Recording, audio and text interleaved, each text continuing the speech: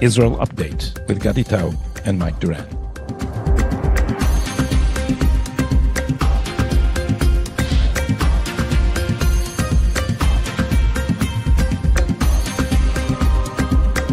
Hello and welcome to Tablet's Israel Update. It's the 5th of March, 2025, and it's been 1 year, 4 months, and 26 days since this show began. I'm Gadi Taub in Tel Aviv, and with what's this on your forehead, Mike? That's a cross. It doesn't look like a cross. Well, it got smudged. It's Ash Wednesday. Uh-huh. This is so I remind you that that you're not a diaspora Jew. I'm not a galut. You're just a diaspora guy, because for us everything is diaspora. If you don't live in Israel, I'm just an anti-Semite. if you don't live in Israel, you live in the diaspora. There are only two options.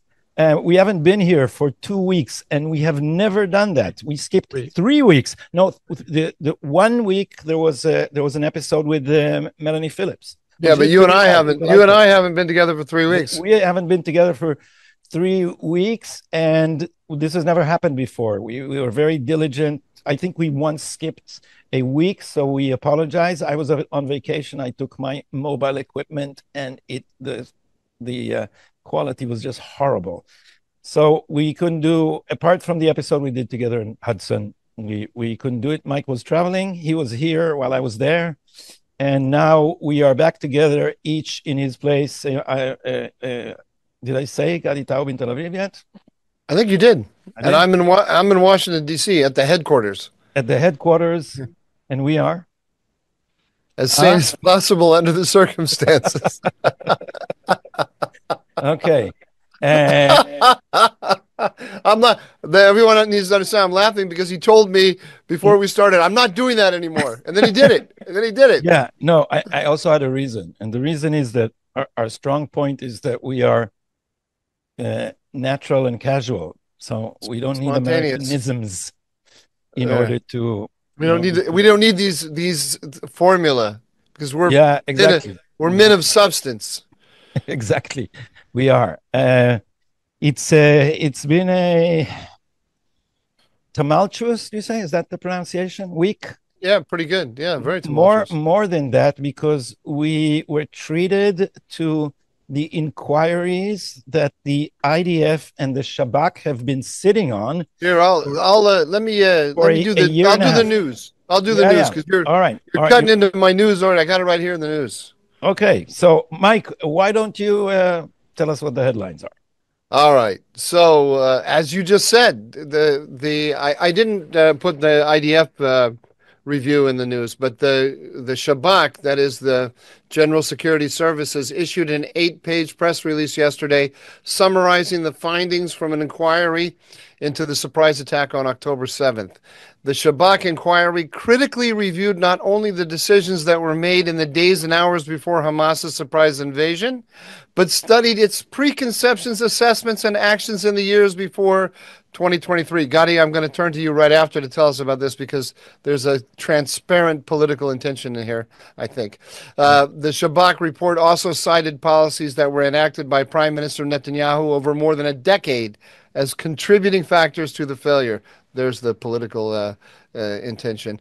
The central reasons for Hamas's military buildup, a policy of quiet that allowed Hamas's massive buildup, the flow of Qatari funds and their delivery to Hamas's military wing, the ongoing erosion of Israel's deterrence. This is all a quote from the press release by the Shabak.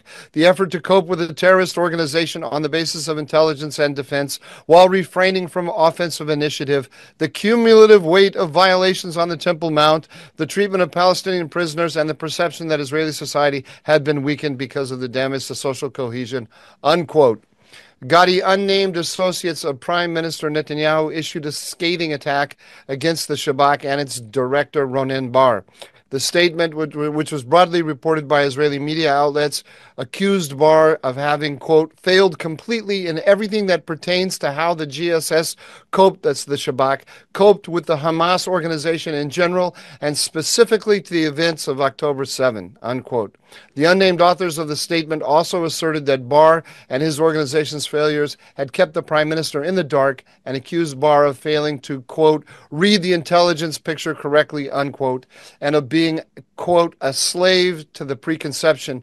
In routine intelligence assessments, including a few days before the massacre, the chief thesis of the Shabak was that Hamas wanted to maintain the quiet and that there would not be a war, unquote. In another issue, Gadi, negotiations continue for additional release of hostages and an extension of the current ceasefire.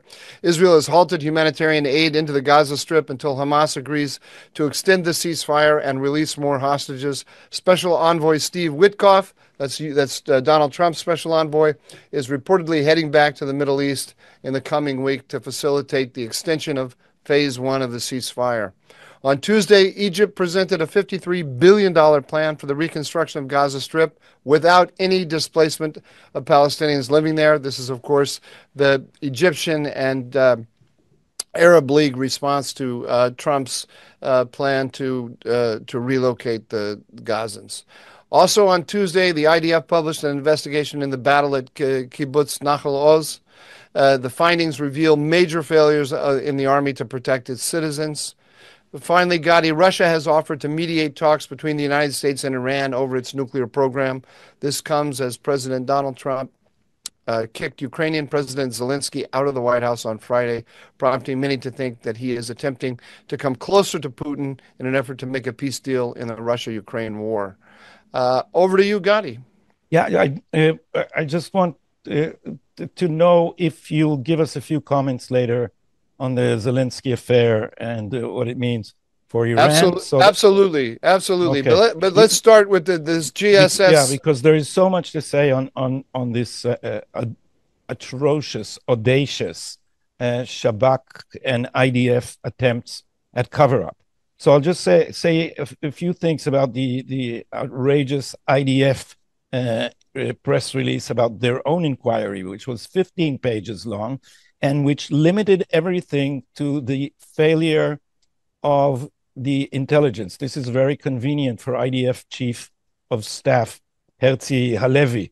They did not say much about the preconceptions that led us to this weak point where we don't have a ground army, and there is nothing about why the army did not arrive on the scene that day. Why did it take 8 hours until organized military help arrived? The mighty IDF was unable to help helpless citizens for a whole day.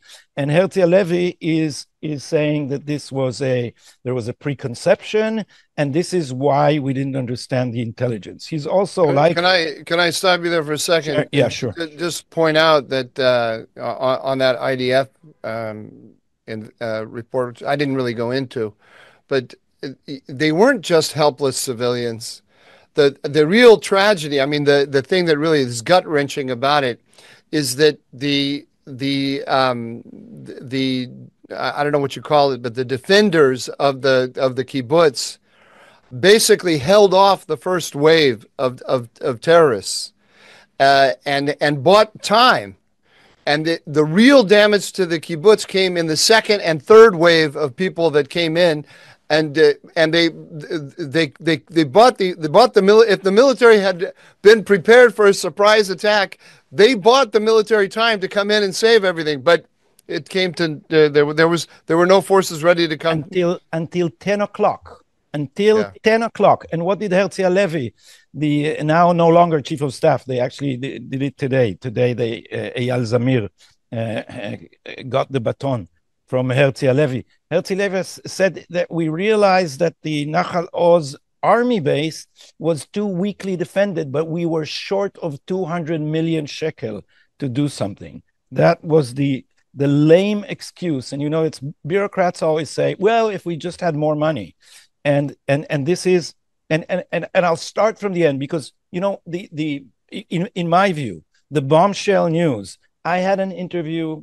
It's not my inquiry. It was in the press beforehand, but a few days ago I recorded an episode of my Hebrew podcast where former Shabak personnel, a guy named Izhar David, laid out what happened that night. And before we move to what Shabak is saying, let's start by what it is hiding. What it is hiding is somewhere between 4 and 6 in the morning, they summed up the intelligence. There was a plethora of intelligence that was very suspicious. And they weighed 3 explanations. One was that this is an exercise. Exercises happened before. That's right, at least plausible. Secondly, that this is going to be a small, limited attempt to reach, say, 1 or 2 Israeli settlements. And the third option, which they agreed on finally in the Shabak, was that Hamas was getting ready because it was suspicious that Israel is going to attack. And therefore, the conclusion reached by Shabak between 4 and 6 a.m. somewhere, or it could have been earlier, was that we should not raise the level of alert so as not to be dragged into accidental escalation. Wow. This was their conclusion. By the way, this has never happened. I didn't see that. Has that been well reported? I missed that. It was reported. It was not reported on the mainstream media. It was reported on right-wing outlets.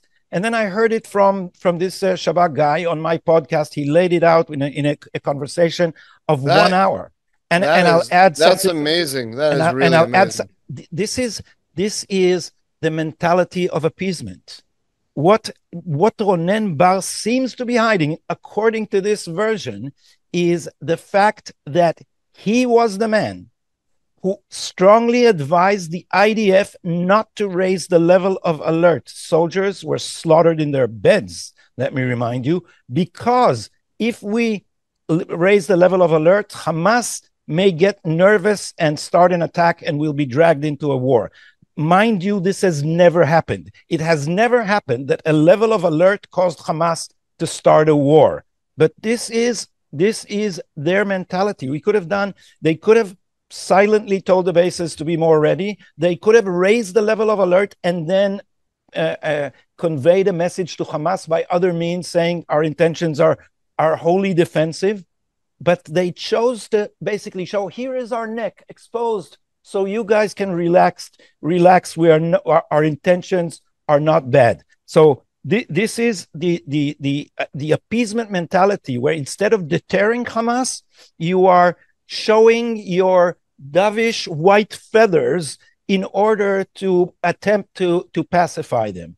And if this is what happened, and one more thing that he said that's very important. He said, this is Shabak domain. He said, I worked with Herzi Halevi. He was my IDF parallel. And he's very arrogant. But on one thing, he said, he never defied my word. And that was on Gaza.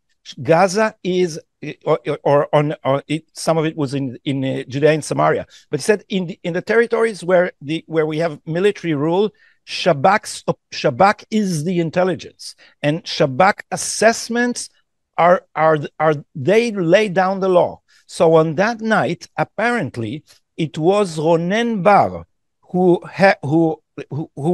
advised the IDF not to raise the level of alert, and this is how they went to sleep and decided to reconvene at 8 in the morning.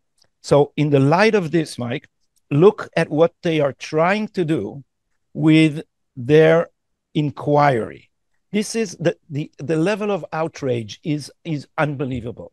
The level of outrage on the right or in the society as a whole, or no, the level of outrage from the point of view of justice. I don't know. People who I talk to are tearing their hair. But the choir of the press is basically defending. I read a bunch of articles this morning that took the cues. I mean, clearly it was a transparent effort by Ronen Bar to open the causes to let's say, put the focus away from the immediate causes and the immediate intelligence failure and open it up to a policy failure that reaches back 10 years and then to blame Netanyahu for the policy failure. And it's so transparent, but I wondered if people would actually buy. I used to have a sense of how people in general thought about things, but I realize in this world of polarization now, you can't assume that your reactions are indicative of anything. Indeed, you can't, and especially because the press is sabotaging the ability to have a rational conversation about all these things. Because Ronen Bar is very aggressive when it comes to internal Israeli fighting. He's dovish. You know, our friend Dan Shiftan used to say that, or still does. I haven't heard it from him in a while, that Israel is Sparta on the outside and Athens on the inside. I think our Shabak is Athens on the outside and Sparta on the inside. Yeah. He's very skilled at infighting. He was anti-Netanyahu during the whole reform battle. He refused to say that he will obey the elected government in case of a constitutional crisis. On the night of October, between 6th and 7th of October, he did not wake up the prime minister. Now you have it in the press. You read some of our military correspondents, and basically they say, well, it's Netanyahu's fault that he didn't wake up Ronen Bar on that night. You know, I actually read Yossi Yoshua. It's Netanyahu failed to alert Ronen Bar to the necessary change of policy. That's the story they now tell. So Ronen Bar on that night did it. This is a subversive thing, Mike. It's not to notify the prime minister is a subversive thing. Let me also connect up the dots between something that you have been talking to us about for the last 6 months, and that's I don't know. I can't remember when this whole document scandal began. Remember the effort of the Shabak to isolate the prime minister and prevent him from having sources of intelligence information that don't come through the approved channels. This is the point where that effort and the inquiry into October 7th come together, I think, don't you? Exactly. This is exactly the point. And the reason that they did not raise the alert of the bases around the Gaza fence is the same reason that they did not wake up the prime minister. They did not want the key word here. There's a term that became an idiom here in Hebrew, which is actually an English term. Miscalculation. They had the lesson from previous rounds was that a miscalculation can get us into accidental escalation.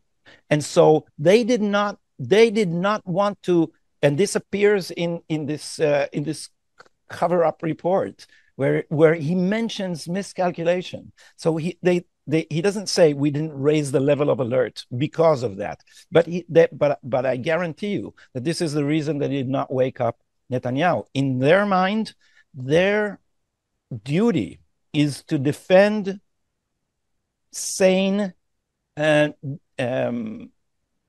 pacifying, appeasing policy from wild politicians who will drag us into an accidental war.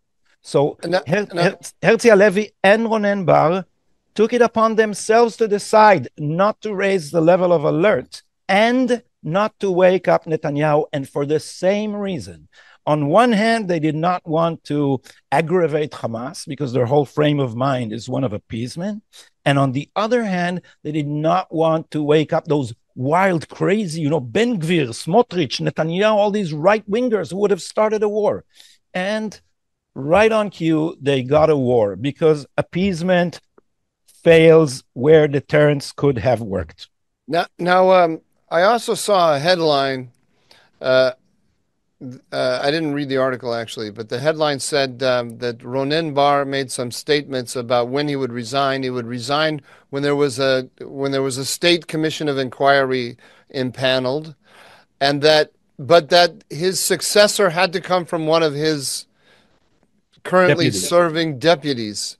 So basically Ronen Bar, like the judges choosing the judges, Ronen Bar gets to choose who succeeds him. The Shabak is a closed system, and it cannot be subjected to inquiry or influence from the outside. Is that? Can you give us some insight into that? Why can Netanyahu fire him now? Netanyahu can't fire him now, but these things he cannot. He cannot. He can. But why doesn't he? This can be overturned by the judges. I think he should. I think he should.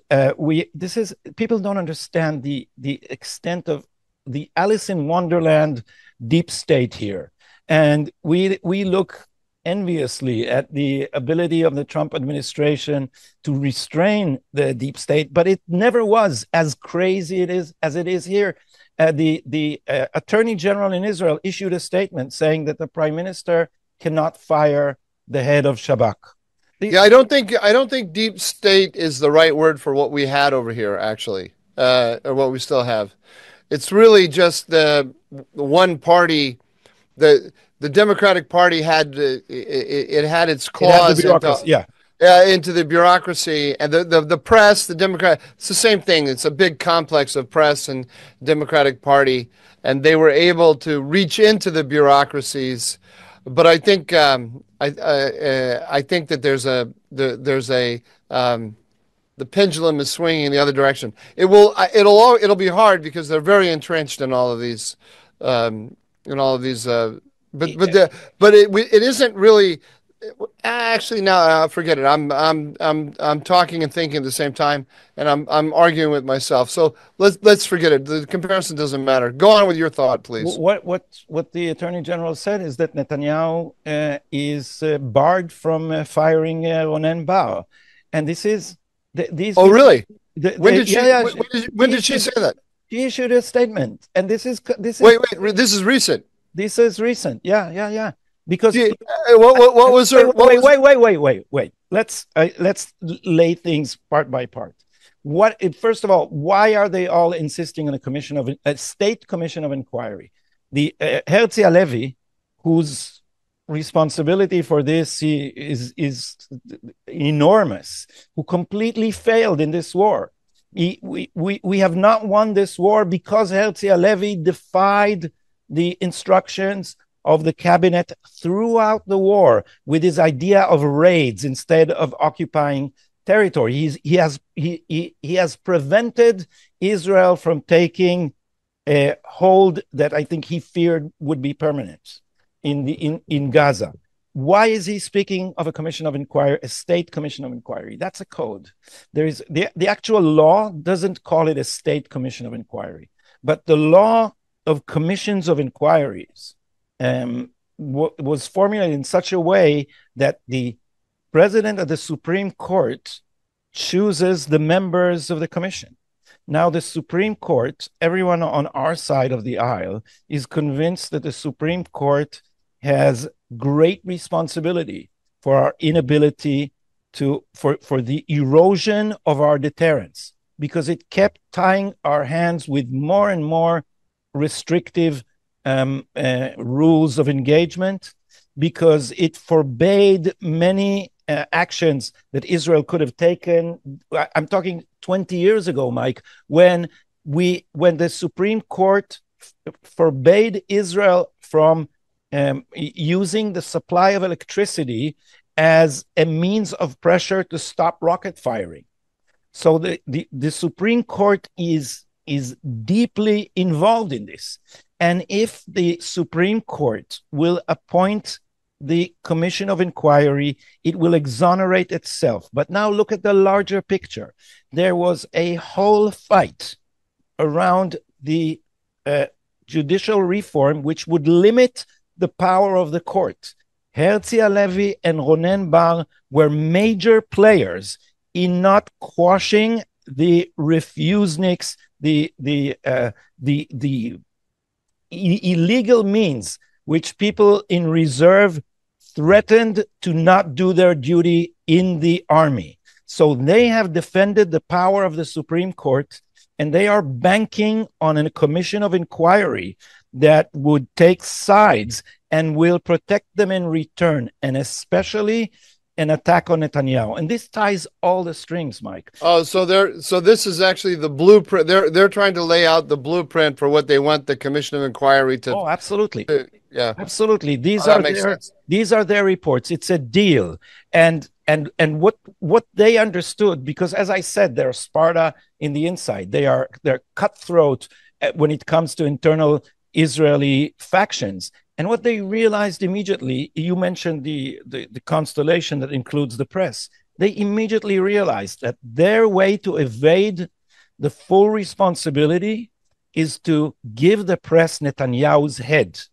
So all these reports, all these press releases, who in some roundabout way end up blaming Netanyahu for who they did not wake up. He end up blaming Netanyahu is because this is the card in the game which they bank on as their get out of jail free in the press and in a commission of inquiry when that happens. Wow. Well, this is really dramatic. So you think there's basically a tacit deal where the Attorney General is protecting them, and they are, of course, protecting their own reputations and weakening the Prime Minister. So there's no way the Prime Minister can just fire Ronen Bar. I think he still can. I think he can. He can, and then the Supreme Court will intervene and say you can't do it, and maybe he won't be able to, but the public will then see that this is really the alliance will be visible to everyone. Yeah, and also some people are beginning to say, just tell them your decision is illegal, just because it has no basis in the law. This Attorney General invents legal limitations, she called it, migbalot mishpatiyot, which are not grounded in any law.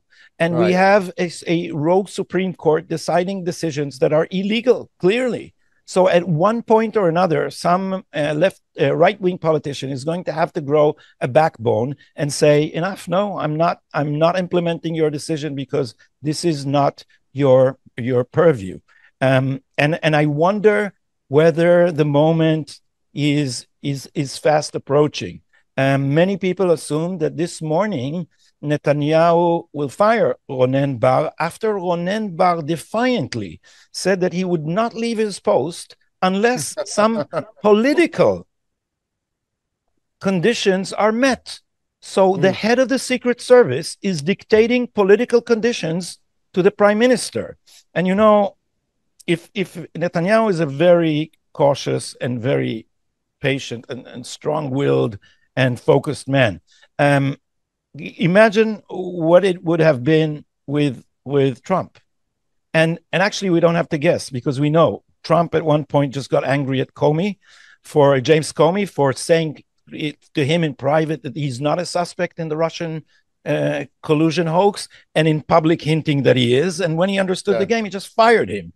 And then what did they do? Then they appointed, it was Rod Rosenstein, I think, who appointed Robert Mueller. And then Trump was under an investigation, so there's a conflict of interest, so he can't do anything. And this is what's going on right now. There is a Qatargate investigation about the involvement of Netanyahu's advisors with some deals with Qatar. Most of it seems like complete BS. But they're saying, oh, now you can't fire Ronen Bar because of this BS investigation. So it's very transparently Let me also point out that one of the points that Ronen Bar's internal investigation emphasized was the Qatari role. Exactly. I'm not sure exactly why that explains the mistake of October 7th, because Netanyahu financed Hamas. Because it moved it to a question of policy rather than intelligence. I have never, ever, I want to emphasize, I've never trusted all of this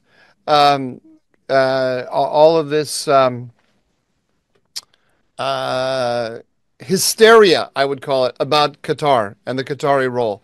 I'm not defending everything that Qatar does and so on, but I have always felt that it's the Qatari role is a minor aspect of this whole thing, and it keeps getting elevated. And now, for the first time, I see a very a clear political motive for doing so. Yeah, yeah. And last thing, and I think we can end with that. The Shabak investigation is full of, lofty phrases about responsibility and failure, but then they offer a bunch of lies, Mike.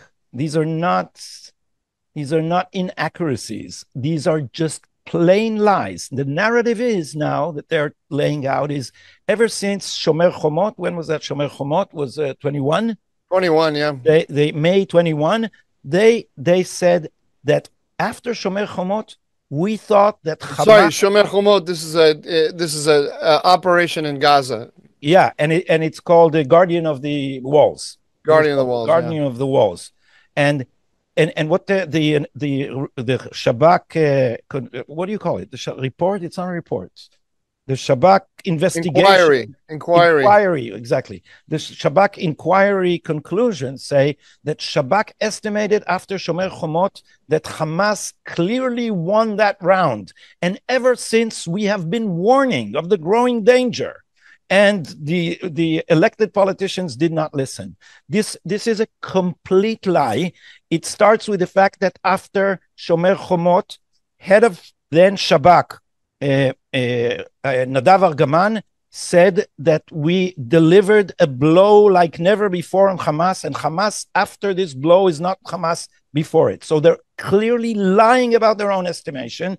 And then ever since, they supported the dovish idea that if we help Hamas with improving the standard of living in Gaza, then Hamas will not gamble on that standard of living and will not take steps. And this is something, if there is something to inquire, is why did elected politicians buy this clearly nonsensical interpretation? This is the conceptia. We talked about it. And they bought it. But Shabak was persistent. And on the eve of October 7th, they were still saying that Israel should do more. It should take in more Gazans to work in Israel. It should make more concessions to Hamas because we've got it all under control.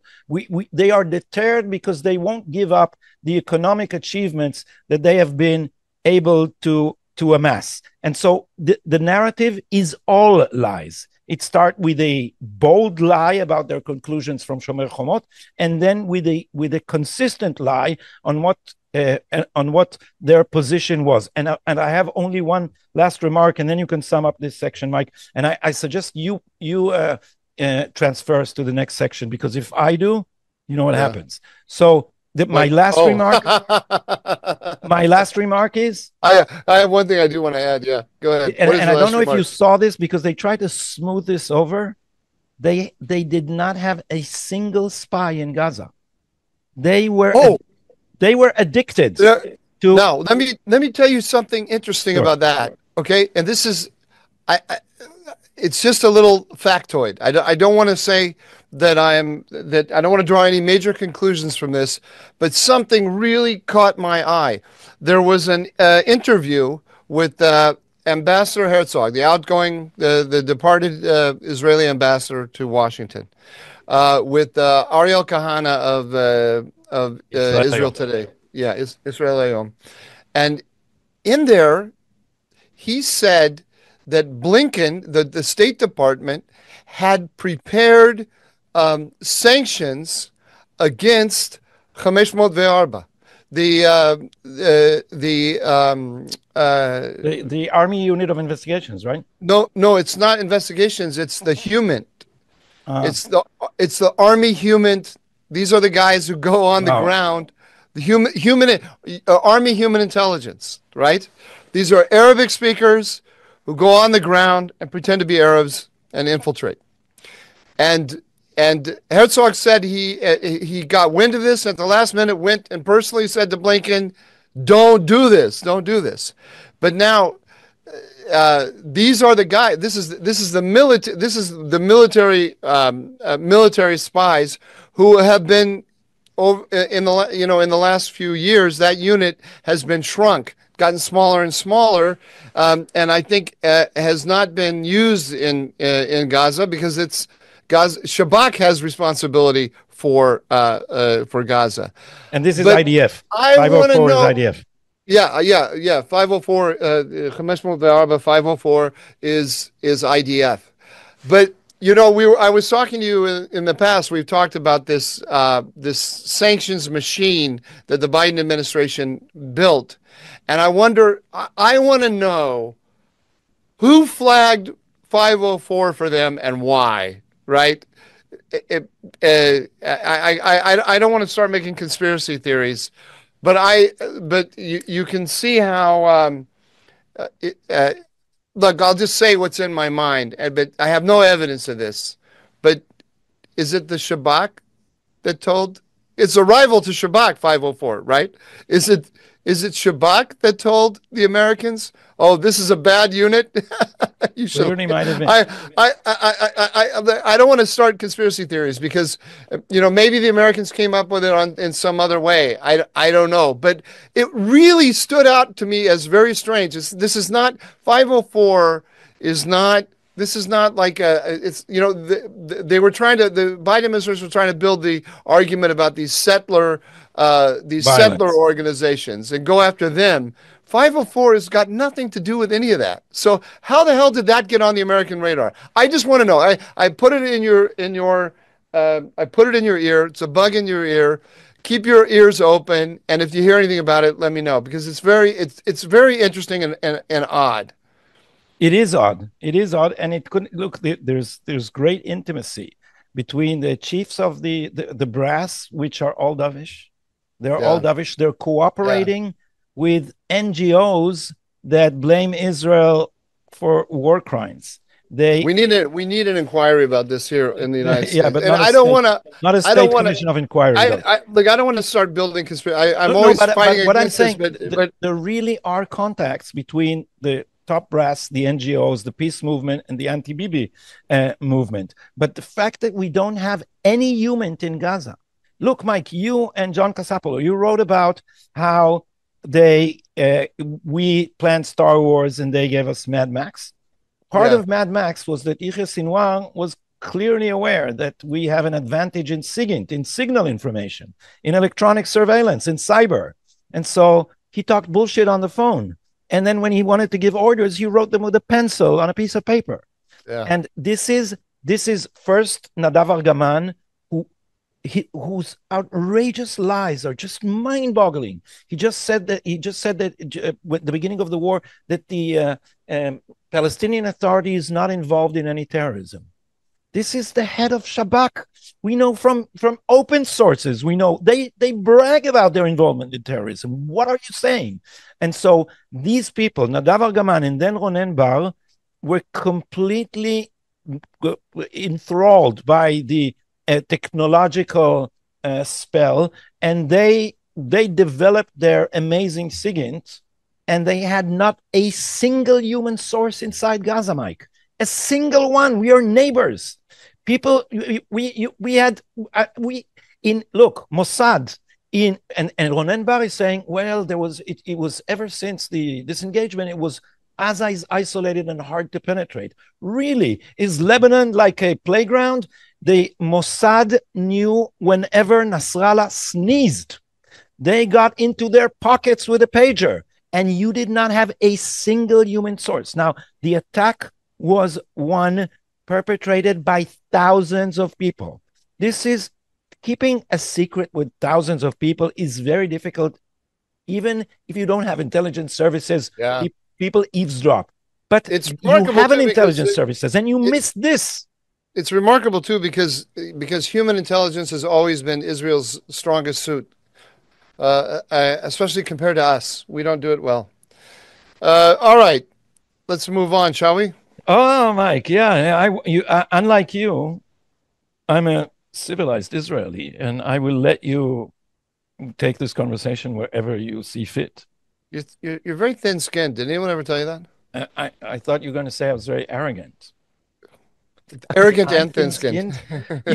Are you aware of my Twitter feed, Mike?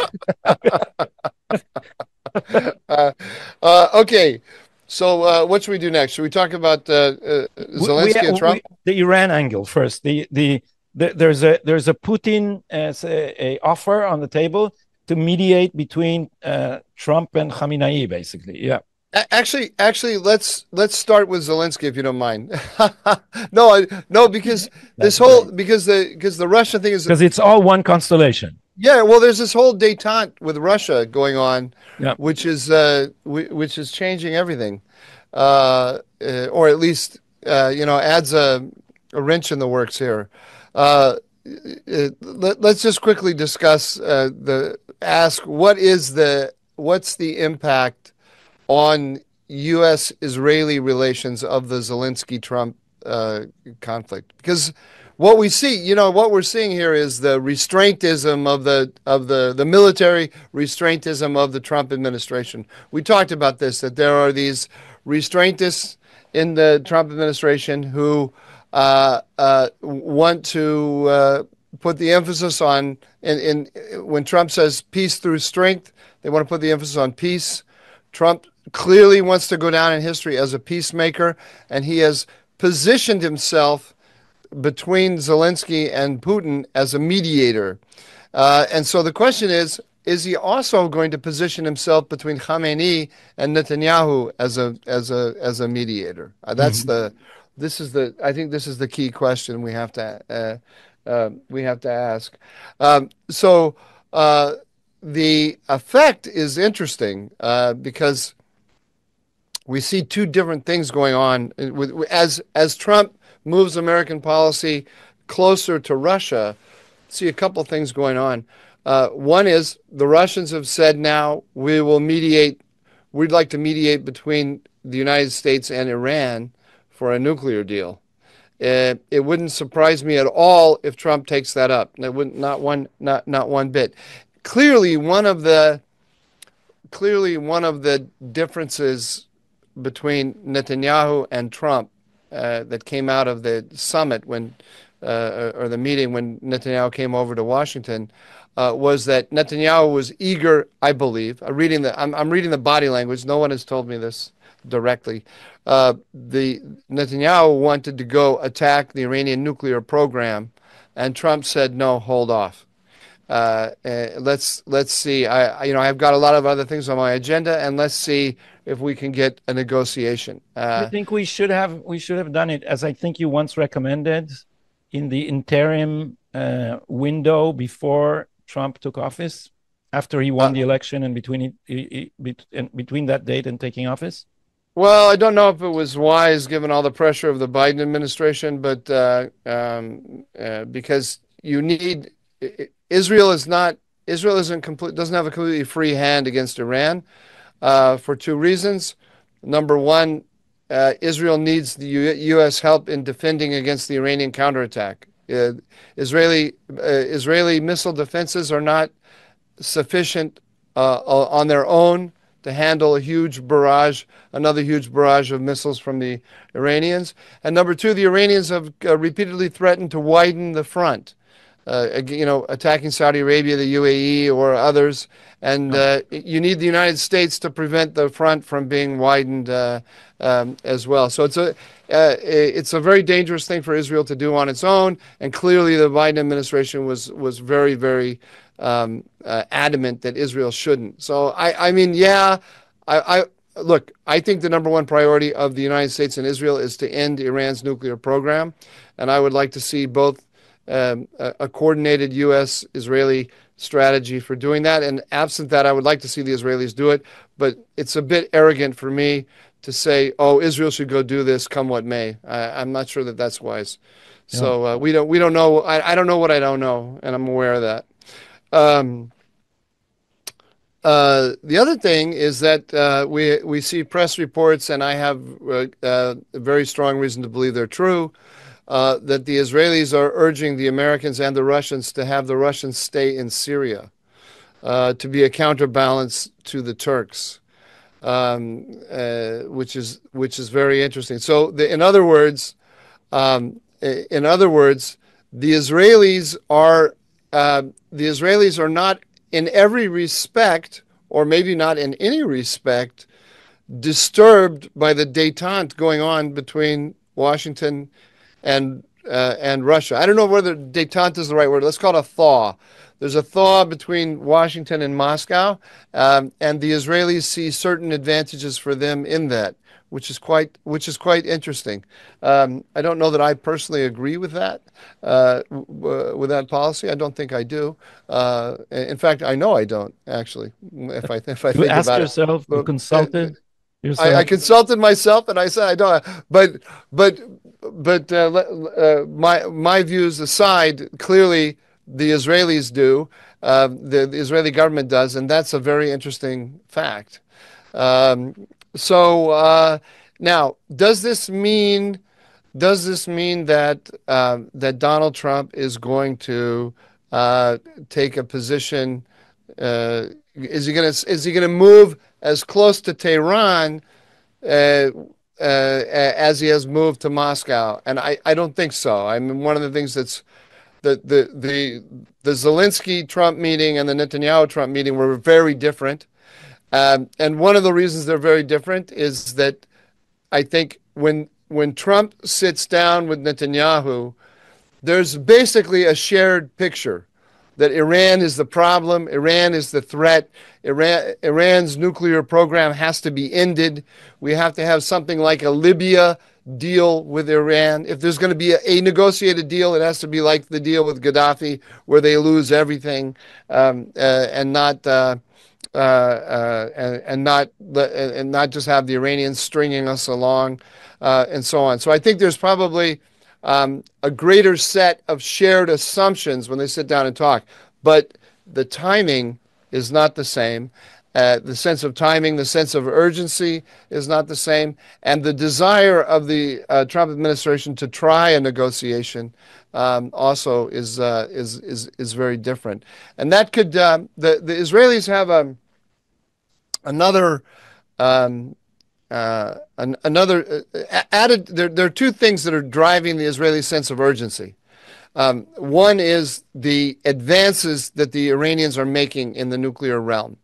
They are moving closer and closer to a bomb all the time, and they are now, one of the little tricks they're doing is they're taking all of their stockpiles of 20% enriched uranium and turning it to 60% enriched uranium.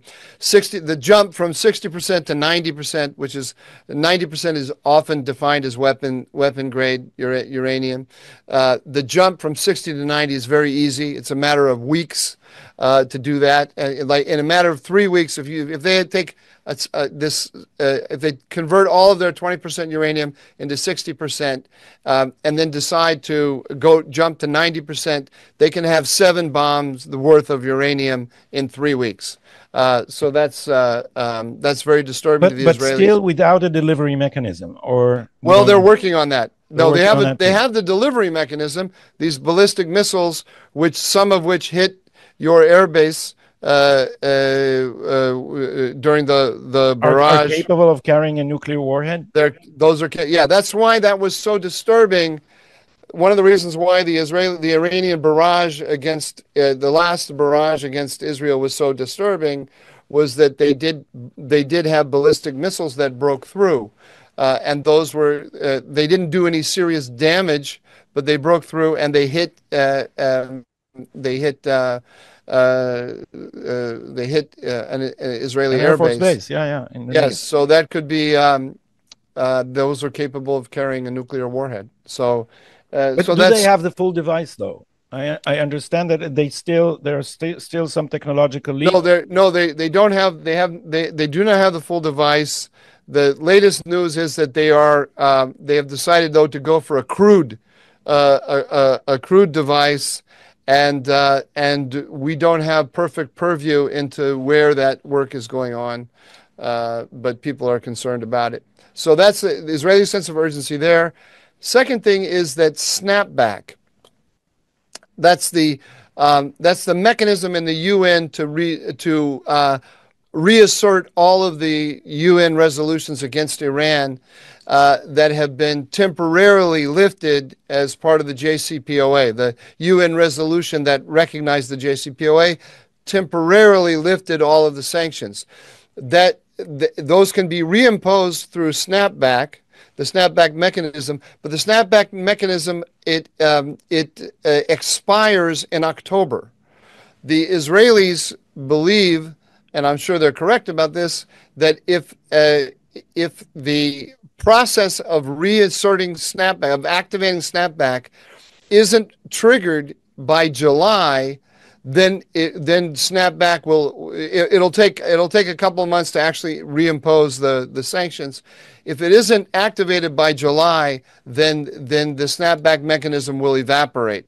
So clearly, one of the goals of the Iranians is to rope the Americans into a negotiation and prevent this, and make those negotiations extend to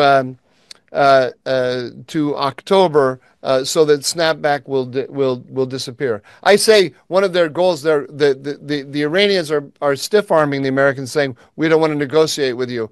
But now that the Russians are saying let's mediate and so on, there's a diplomatic option that is being held out to the Americans, which is dangerous. Which is very dangerous. Because they can drag us along to a negotiations prolonged enough for them to prepare their weapon.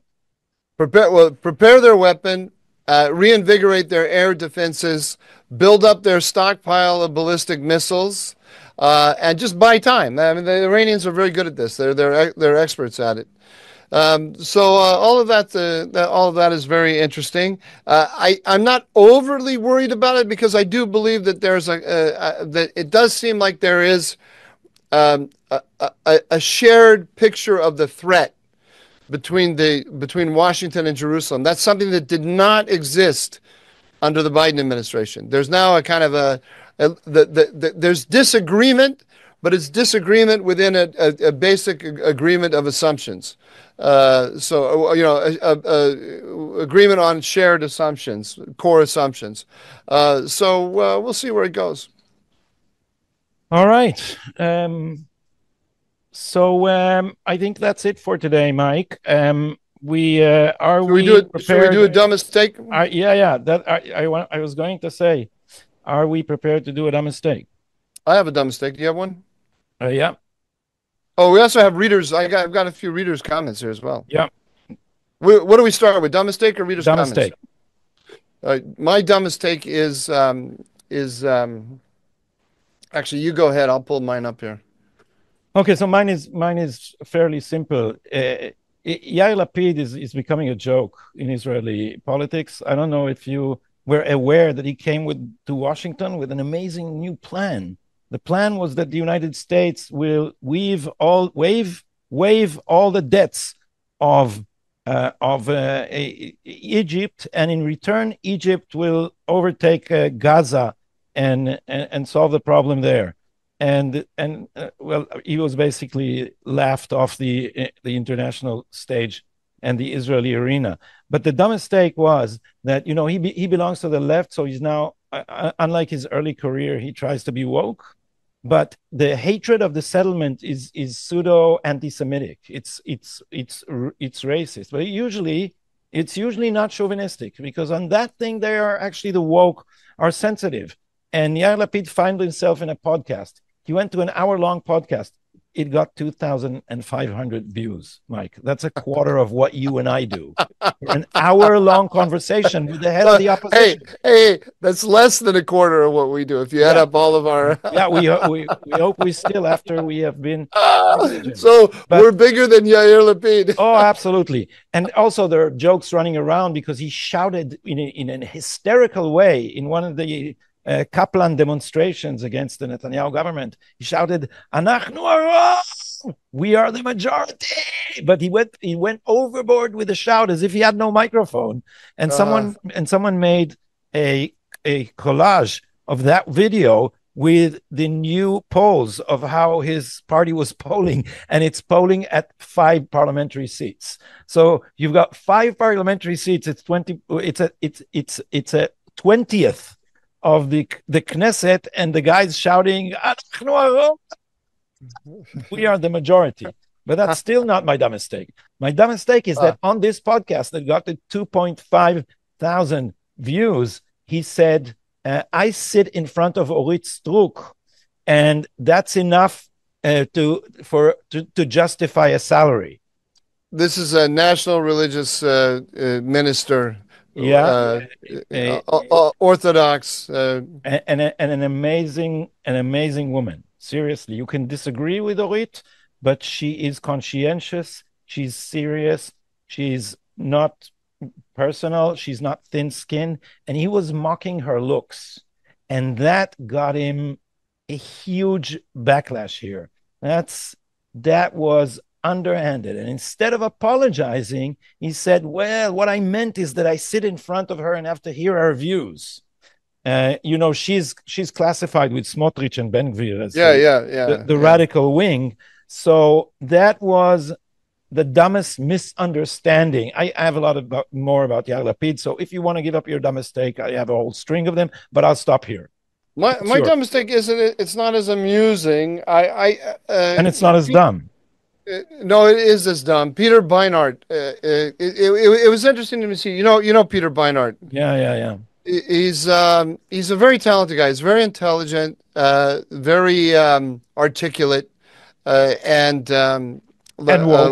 post-colonial, very woke, and that's what's interesting, because he did a on his Substack, he did an analysis. He asked the same question that I was just talking about.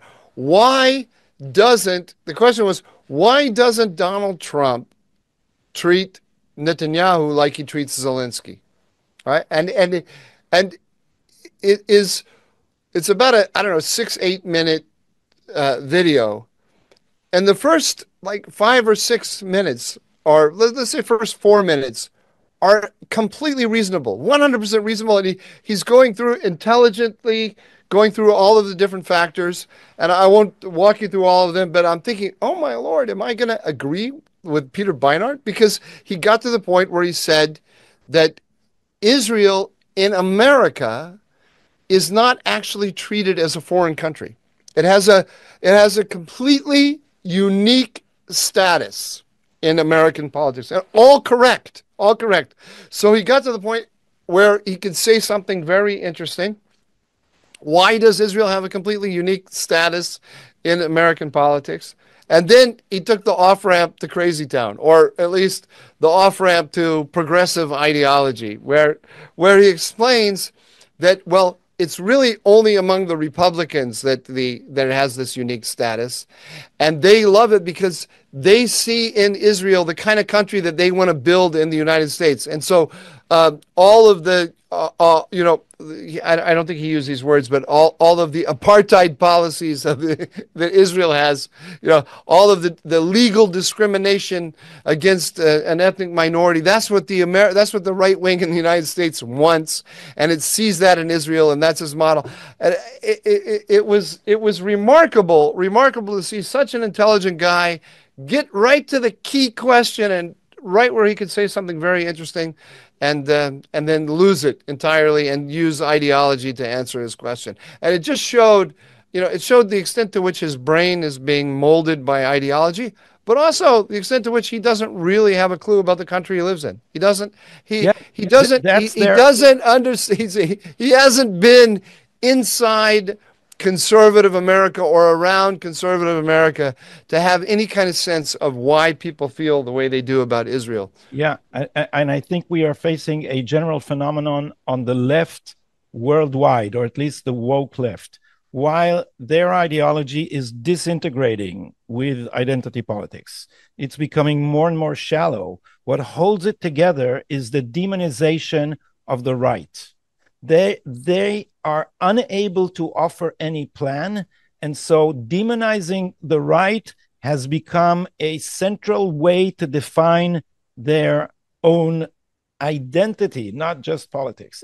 And you see it here, because look at what happened to Haaretz. We can talk about this in one of the next episodes, because I once again wrote a long piece about Haaretz and made a long video about it, because there's a war inside the Shokin family about the future of Haaretz. But you had one of your books was reviewed positively by Haaretz. Yeah. Well, it's 30 years old more, and it's a children's book. And the review began before he became a right-wing nutcase. He actually was a good. So they brought out your children's book in a new edition. Yeah, it's a new edition. And it was reviewed, but it was reviewed very favorably. Very, very favorably. But it's You're like apparently one of the Haaretz, it's actually a very shallow guy, wrote, Gadi Taub was once an intellectual, but now he's on the right. So they don't acknowledge the right has any man. Come on, they said you were a talent. Whoever wrote that, it was a woman, wasn't it? But I'm listening. She said you were a talented. But I'm making a point about the left in general, and Haaretz is built. Haaretz, it's a mistake to think about it as a liberal newspaper. Haaretz, the organizing principle of Haaretz is the post-colonial idea that the Jews are the guilty party and the Palestinians are the victims. That's the organizing idea. Think what October 7th did to this idea. Now you have to take people who burned babies and say that these people are the good party and the burnt babies are the guilty party. And so what Haaretz, the narrow thing that Haaretz is left with is crazy anti-Semitic rhetoric against the right. Crazy. I mean, batshit crazy. It's not a coincidence that the Haaretz is quoted by the Daily Stormer, which is a neo-Nazi site banned from the internet. It's only available now on the darknet. It's not they keep quoting Haaretz. David Duke has someone counted 600 references to Haaretz because Haaretz is producing wild anti-Semitic demonization of everyone who's religious or Orthodox or conservative or on the right, and especially Bibi. Only in Haaretz will you find a comparison of Netanyahu and Sinwar, which is unfavorable to Netanyahu. Well, Peter Beinart is in the same in the same mindset. It was amazing to see that clip because it was so intelligent up to a point, and then it got stupid. Okay. Let's do a couple of readers. So here's a really nice one, Gadi, and no irony here at all. Okay, and this is not a comment on our podcast. I did a podcast with Doron Spielman over at JNS, and this is a comment on that podcast, and it said, "Did Mike and Gadi Taub end their Israel update podcast? It's been, I think, 3 weeks since a new installment dropped. I know Mike and Gadi had some greater disagreement between them of late, but I hope they didn't have a falling out personally." By the way, I got a lot of emails about that because people thought that because we got emotional over you being all wrong about Gazans and me being all right, that somehow soured relations between us. Let us reassure everyone that our relations are fine. Okay? I always took... Listen to what While this guy they were says. worrying, we spent a great night in a bar in Tel Aviv exchanging stories. Yes, we did. Okay, and drinking too much. All right. Or at least Catholics I drank too much. I drank too much. All right. I always got a lot away. I always took away a lot from their podcast, including when they would disagree with each other. Even when I myself disagreed with either Mike or Gadi, I still appreciated both their perspectives on the podcast because it's always abundantly clear that both Mike and Gadi are totally committed to the security and national interests of both the United States and Israel. That was very nice, no? Yeah, and it's also true. Yeah. Okay, now here's one from Peter Jackson 9967 from 3 weeks ago on our podcast. I thought it was Peter 9968. You got me worried for a minute. No. This is 6-7. That one. This is 6-7. That reminds me. There was there used to be this guy, Dr. Demento. You ever heard of him? Yeah. What did I hear about him? Dr. Demento was a DJ when I was in high school, and he played stupid songs. And one of them was the Ballad of Irving, the 167th fastest gun in the West. One of the lines was. The 162nd, yeah, right? And so 161 was faster than he, but Irving was gunning for 163. Okay. Anyway, Peter Jackson 9967 says, Michael, your humanity will save Gotti's soul. Brave warrior of logic. That is a very interesting comment. Someone here believes that logic saves your soul. That my brave warrior logic is going to save your soul. Yeah, All right. that must have been a message from the Enlightenment. That's an And then- 18th century comment.